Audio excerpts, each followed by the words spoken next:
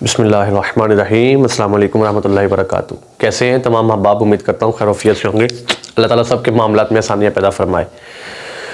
अच्छा, आज ना मैं एक नई बात शेयर करना चाह रहा था आपसे। पढ़ रहा था एक जगह पे, तो मैंने सोचा चले ये आप सबसे भी शेयर करना चाहिए।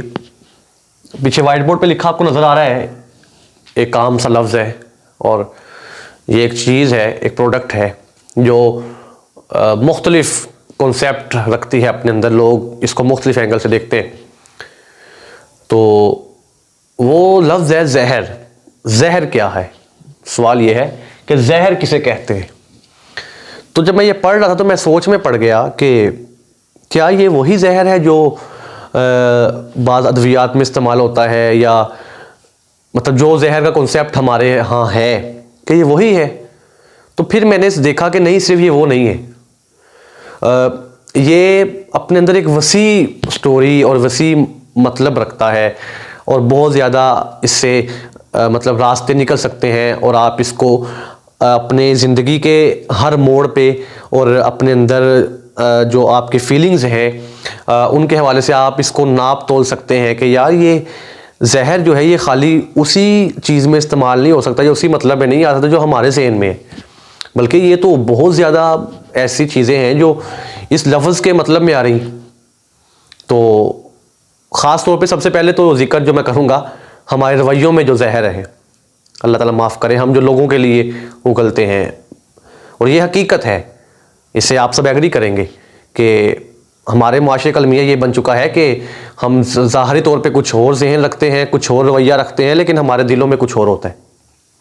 तो ये अल्लाह ताला हमें माफ़ फरमाए, ये बहुत बड़ी बात है जो हम रवैयों से जहर उगलते हैं ना, लोगों के लिए, लोगों के सामने भी उगल देते हैं, लोगों के जाने के बाद पीठ पीछे भी हम ये काम कर रहे होते हैं। तो खैर ये एक अलग टॉपिक है।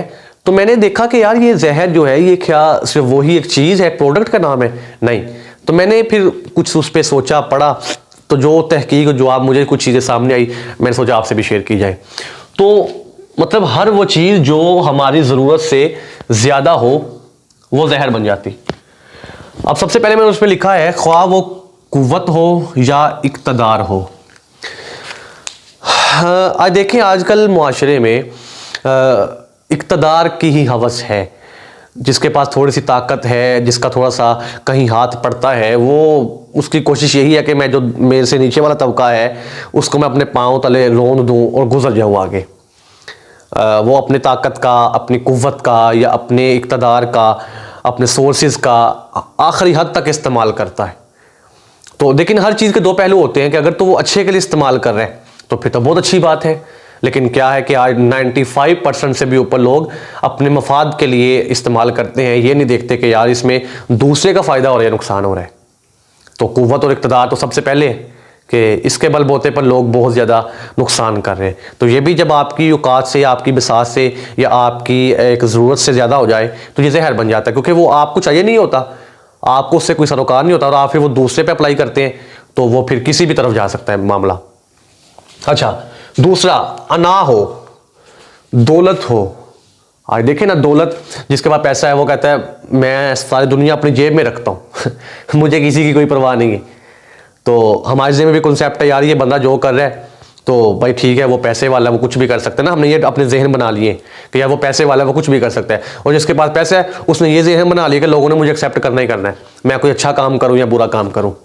तो अब दौलत जब ताकत से और इंसान की वसाइल से और उसकी ज़रूरियात से ज़्यादा हो जाएगी तो वो बहुत ज़्यादा नुकसान करती है। लोग फिर अल्लाह ताला माफ़ करे हराम की तरफ भी चले जाते हैं, गुनाह भी कर लेते हैं, बड़ा कुछ हो जाता है। भूख हो, हाय हाय, भूख जो है ना ये बड़ा मसला है एक भूख का, कि लोग दर बदर हो जाते हैं। जो ज़रूरियात इंसान की होती है वो इंसान से ऐसे गलत काम करवा लेती हैं कि वो जब बर्दाश्त से काम बाहर हो जाता है ना तो फिर इंसान गलत काम भी कर जाता है, चोरी कर जाता है, डाका डाल लेता है, कत्ल कर जाता है और हराम काम कर जाता है। क्यों? क्योंकि ये बर्दाश्त से बाहर हो गई है और आपको जो ज़रूरत थी एक चीज़ की वो आपको नहीं मिली, तो आप ज़रूरत पूरी करने के लिए किसी भी हद तक चले जाते हो। अच्छा, उसके बाद लालच। तो इसके लिए सिर्फ यही कहूँगा कि लालच बुरी बला है ये सबको पता है। और मतलब जब लालच आ जाता है इंसान के जहन में तो वो एक कदम भी आगे नहीं उठा सकता। उसकी ज़िंदगी कैरियर समझे वहाँ पे ख़त्म हो गया जब उसके जहन में लालच आ गया। सुस्ती या काहली, जब वो अपने वक़्त पे काम नहीं करता, हर काम को कल पे डालता है, तो कामयाबी तो दूर दूर भागती है ना भाई उससे। वो कहते हैं ना कि आज का काम कल पे मत छोड़ो, तो जो लोग कल पे छोड़ देते हैं वो गलत है। हाँ, एक ये है कि आप उतना काम करें कि जितना आप परमानेंट कर सकें। ये कुरान पाक में भी अल्लाह ताला का इरशाद है, हदीस मुबारका भी है, और वैसे भी ज़िंदगी में एक कामयाबी का उसूल ये है कि आप अगर एक दिन में 8 घंटे काम कर सकते हैं तो आपके पास कैपेसिटी है कि आप 16 घंटे भी कर सकते हैं। तो लेकिन ये देख रहे हैं आपकी, यार मैं 16 घंटे काम करता हूँ तो मैं ज़्यादा से ज़्यादा 16 घंटे काम जो है ना वो मैं एक हफ्ता कर सकता हूँ, उसके बाद हो सकता है मुझे एक दिन छुट्टी करना पड़े, 2 दिन छुट्टी करना पड़े। तो जो छुट्टी है ना वो नुकसान है। उसके लिए बेहतर है कि आप रोज़ाना भैया 8 घंटे काम कर लो, ताकि आप परमानेंट चलते रहो। परमानेंट चलना जो है ना ये सही है। चाहे क्या आप 8 घंटे काम करो, ये सुस्ती में नहीं आएगा। लोग ये नहीं कहेंगे, और जो कहेगा वो गलत कहेगा कि यार तुम 12 घंटे की हिम्मत रखते, तुमने 8 घंटे काम किया है। भाई परमानेंट चलना है ना, ये नहीं करना कि मौसमी काम किया, वक्ती काम किया, छुट्टी। नो, अगर ये करेंगे तो फिर नुकसान है। तो अगर आप 8 घंटे के टाइम टेबल के साथ चलते हो तो फिर आप परफेक्ट हो। उसके बाद और नफरत हो या कुछ भी हो, नफरत हद से बढ़ जाए तो वो नुकसान देती है। मैं आज भी एक आयत पढ़ था कुरान पाक की, तो उसका तर्जुमा मफ़हूम ये था कि वला तुसाइर खद्दक लिन्नासी वला तमशी फिल अर्दि मरहा, कि लोगों के साथ बेरुखी ना करो और ज़मीन पर अकड़ के ना चलो। तो हमारा मसला ये है कि हम दोनों काम बड़े शौक़ से करते हैं, वो चोरी और सीना जोरी वाला काम करते हैं कि पहले तो हम लोगों से नफरत रखते हैं, दिल में बुग़्ज़ रखते हैं, कीना व हसद रखते हैं, और उसके बाद क्या होता है कि हम भी उस पर अकड़ के चलते हैं।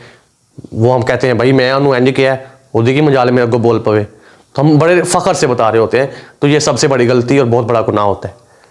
तो और भी बहुत सी बातें इसके ज़िम्मन में कर सकता था, लेकिन मैंने सोचा कि चलें जो मुझे पढ़ के उसके बाद जो समझ आए तो मैंने कहा आपसे शेयर किया जाए। तो अल्लाह ताला खैर फरमाए, अल्लाह ताला सबके मामलात में आसानियाँ पैदा फरमाए और हमें समझने की तौफीक अता फरमाए। जल्दी ही अब नई वीडियो के साथ हाजिर होते हैं। अल्लाह ताला हम सबका हामी नासिल हो। बहुत शुक्रिया। अस्सलाम वालेकुम व रहमतुल्लाहि व बरकातुहू।